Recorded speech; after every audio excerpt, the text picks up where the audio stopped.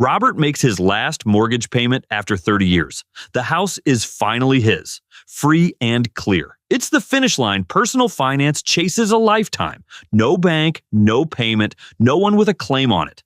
A home you own outright is the safest thing he'll ever own. Nothing can touch it. But the day he pays it off is the day it becomes one of the easiest homes to steal. A stranger forges his signature on one piece of paper, walks into the county recorder's office, and walks out the legal owner, while Robert is still mowing the lawn. But that same day, the house quietly lost the one bodyguard that was watching it, and no letter ever came to say it was gone.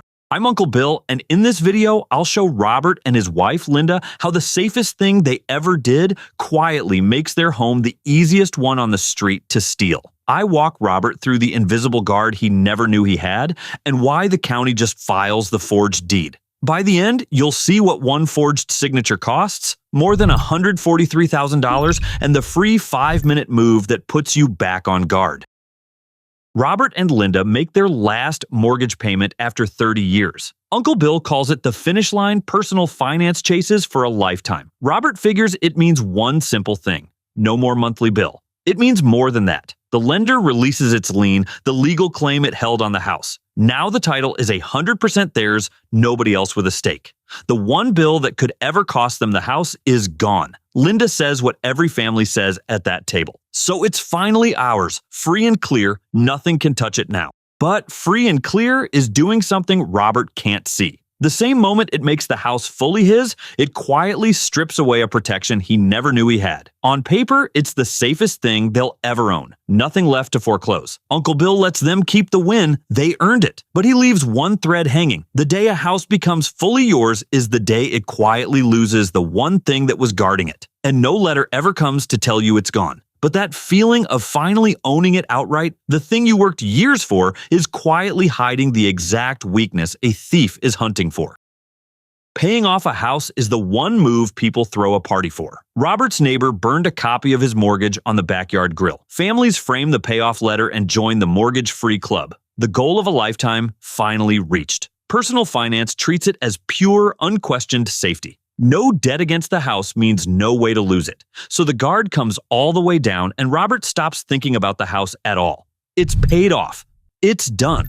Linda agrees. They watched that balance for 30 years and now there's nothing left to watch. But while they were making every one of those payments, something had been quietly standing over their house. A protection they never signed up for and never once noticed. For 3 decades, they weren't the only ones keeping an eye on that title. The very thing they were so eager to be rid of, the mortgage, came with a bodyguard attached. And the day they celebrated being free of it, they were also, without knowing it, firing the guard. But while you were making all those payments, something had been quietly protecting your house that you never signed up for and never even noticed. Robert asks it straight. So who was watching our house all those years, Uncle Bill? Your lender. Every single day you owed them money. As long as there was a balance, the bank watched that title like a hawk. Hundreds of thousands of its own dollars were riding on nobody else claiming the home. Every payment, every escrow statement, every piece of mail ran through the bank's hands. If any strange document got recorded against the property, the bank had every reason to catch it. A whole layer of oversight ran in the background for 30 years, and Robert never paid a dime extra for it. But that watchdog was never actually working for Robert. The answer to who was watching is a multi-million-dollar company every day, automatically. Uncle Bill calls it the best home security system Robert never bought. No camera, no siren, just a giant institution with its own reason to keep anyone else off it. For the entire life of that loan, he had a bodyguard standing over the one asset most people never think to guard. But that watchdog was never actually working for you, and the reason why is exactly what makes losing it so dangerous. Uncle Bill puts it to Robert plainly. With the bank gone, exactly one person is left watching the title. You. And almost nobody checks their own property records. Robert admits it, he's never once looked at what's recorded against his house. Why would he? He paid it off. He's done thinking about it, like everybody told him to be. Most people go years, even decades, without ever pulling their own deed or checking the county rolls. Linda sees the trap. So the moment we finally relax about the house is the moment nobody's watching it at all. But that empty guard post isn't just an accident waiting to happen. Uncle Bill, a paid-off house with nobody watching the paperwork, isn't a random weak spot, it's a specific one. It's precisely the gap a certain kind of criminal is trained to go hunting for. The proudest financial moment of Robert's life just painted a target on the one door he stopped watching. But that gap isn't just an accident waiting to happen, it's precisely what a specific kind of criminal is trained to go looking for.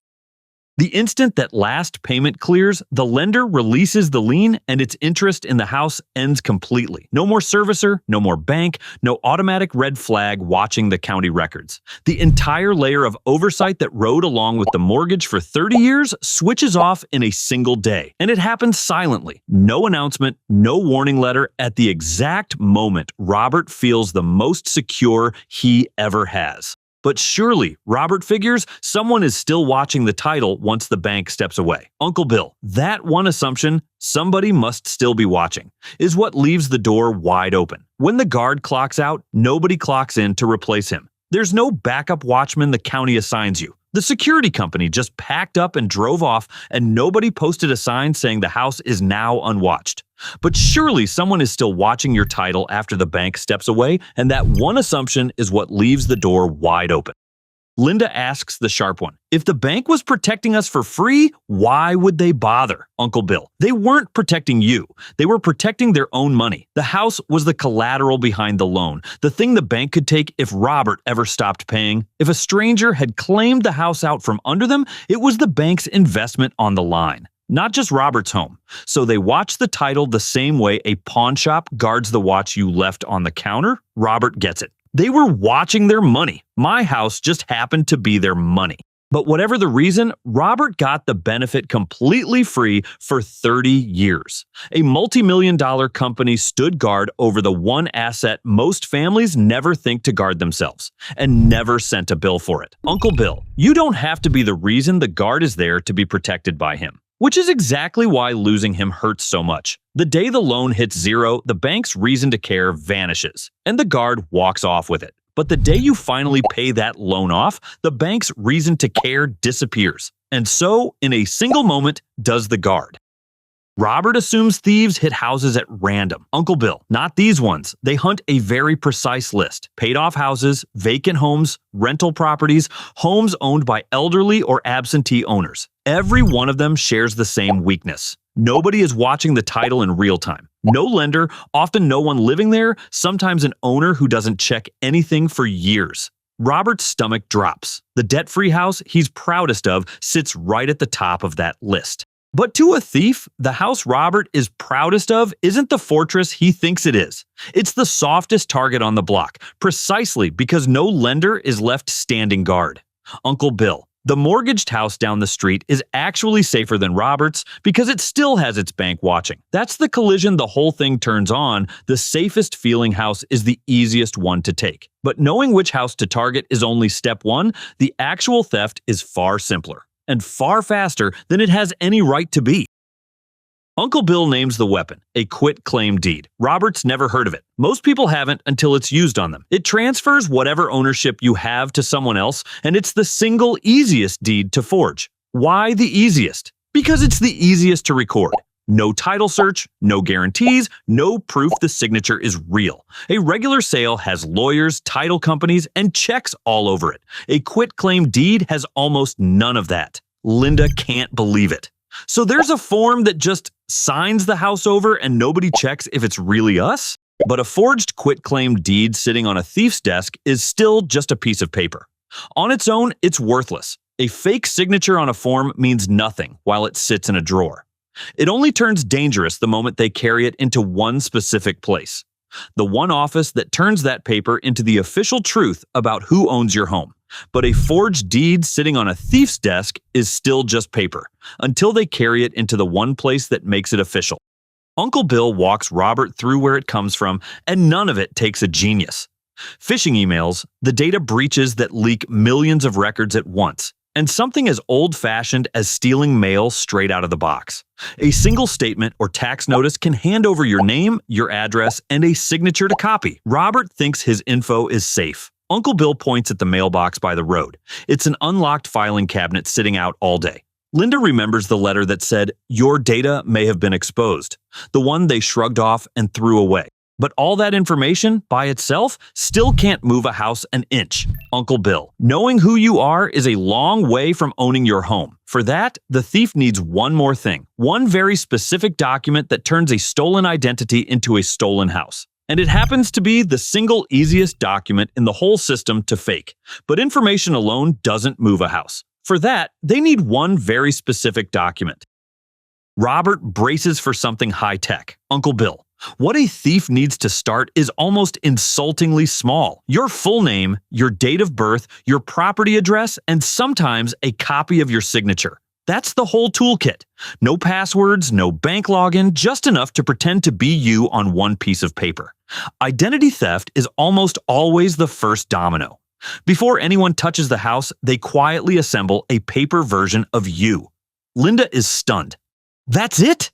That's the same stuff sitting on a piece of junk mail. But those 4 details aren't locked in a vault somewhere. Every one of them is sitting out in the open, in places Robert would never think to protect. The information that unlocks the title gets collected from your ordinary life, never lifted out of a safe, which is exactly why it's so hard to see coming. Nothing that gets taken feels valuable at the moment you lose it, but those details aren't locked in a vault somewhere, they're sitting out in places you'd never think to protect. The thief walks the forged deed into the county recorder's office and files it. Robert waits for the part where they get caught. Uncle Bill. In most counties, the clerk's job is to file the document, not to investigate whether your signature is real. No fraud check, no phone call to verify, no ID matched against the deed. The recorder is a librarian, not a detective. His job is to shelve the paper, not fact-check the story inside it. Robert protests. Surely the government checks the biggest document about my house? Linda already sees the answer coming. But the system was never built to police forgeries. It was built to file paperwork so the forged deed goes into the record the exact same way a real one would. Uncle Bill, the county stamps it, logs it, and it's done. The same clean official process as a real sale. There's no moment in that process designed to stop and ask, wait, is this really the owner? But the moment that document is stamped into the record, something changes that you won't feel for weeks or even months. Uncle Bill. The thief has 2 ways to cash that deed in, and both are fast. First, they take out a loan against the equity, sometimes a full cash-out refinance in Robert's name. Second, they list the house for sale, often below market, to get a buyer to close before anyone notices. Either way, it's a race. Strip the value out before the real owner looks up. Robert pictures it, a stranger borrowing hundreds of thousands against the house he spent 30 years paying off. But by the time the letters start arriving, the damage may already be done. The equity drained or the home sold out from under them. For most families, the first sign is a bill, a notice, or a call about a loan or a sale they never made. By then, the thief is gone and Robert is left holding the mess. But how often does this actually happen? And what does it really cost the person it happens to? The numbers are worse than the story. Uncle Bill. Once it's recorded on paper, the house now belongs to the thief. While Robert is standing in his own kitchen, he's still mowing the lawn, still paying the tax bill with no idea anything happened. Now, there are 2 versions of the house. The real one Robert lives in and the paper one the world believes. The public record, the thing banks, buyers, and courts all trust, now says a stranger owns the home. Linda asks the chilling question.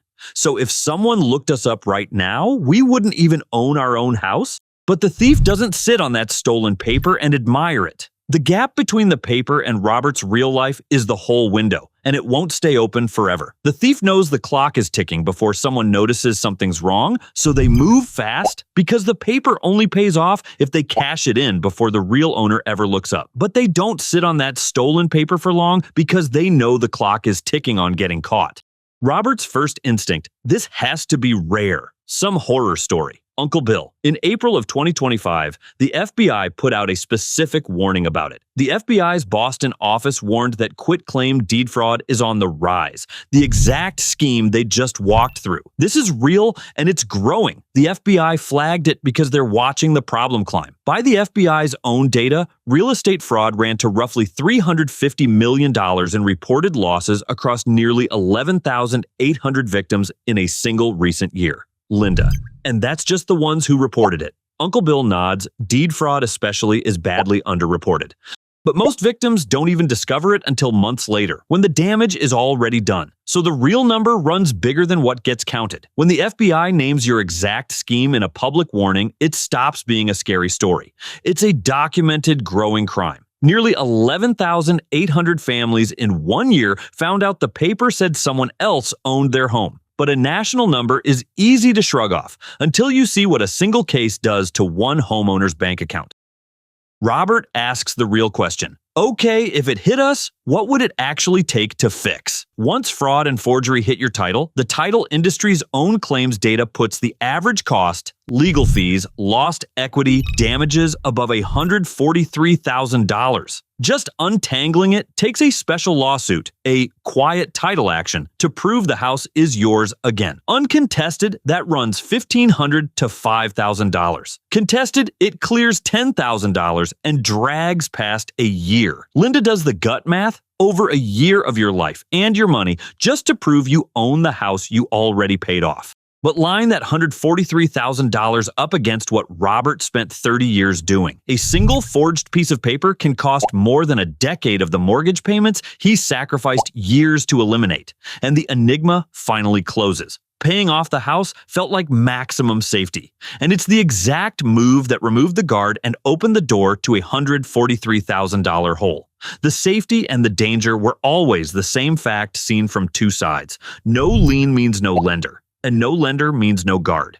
But before you panic, there's one honest thing to say about how likely this really is, and it changes how you respond, not whether you should. Uncle Bill hands Robert the move. Sign up for a property fraud alert through your county recorder's office. Most counties in the country offer it completely free. You register your name and it watches your title for you. If any document, a deed, a mortgage, a lien gets recorded against the property, they email or text you the same day. There's a national directory at propertyfraudalert.com, or just search your county's name plus property fraud alert. Linda times it out, about 5 minutes, less than making a pot of coffee.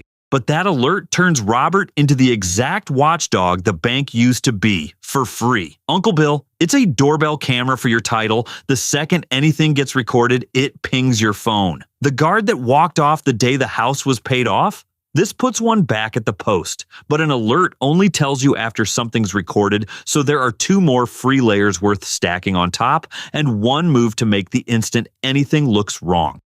Uncle Bill levels with Robert. Compared to something like credit card fraud, deed theft is still relatively rare. Robert exhales. So maybe I'm worrying over nothing? Uncle Bill. That's the exact wrong lesson. Rare and catastrophic is a completely different kind of risk than common and mild. A house fire is rare too, and nobody skips the smoke detectors over it. Linda gets it first. You spend a few dollars on a battery to protect a house worth hundreds of thousands. But that's exactly the shape of this risk, unlikely on any given day. Ruinous if it ever lands. You don't measure it by how often it happens. You measure it by what it costs when it does, which is everything. A $143,000 hole and a year of your life is a fire you insure against, not a raffle you skip. But unlike most risks in life, this one has a fix that costs you nothing but 5 minutes.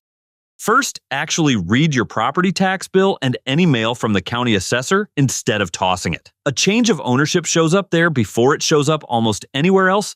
It's the smoke before the fire. Second, freeze your credit at all 3 bureaus, TransUnion, Equifax, and Experian, so no one can borrow against your name. Linda writes both down, 2 more locks on the same door, and both free. But if an alert ever does come in that feels off, Uncle Bill has one rule. Don't wait. Call your county recorder and a real estate attorney the same day. The earlier you catch a forged deed, the cheaper and faster it is to unwind. It opened on a stranger becoming the legal owner of a paid-off home without the family knowing a thing. It closes with the watch back in Robert's own hands. The bank's guard walked off the day they paid the house off, and these free steps make them the ones standing guard over the home they already earned.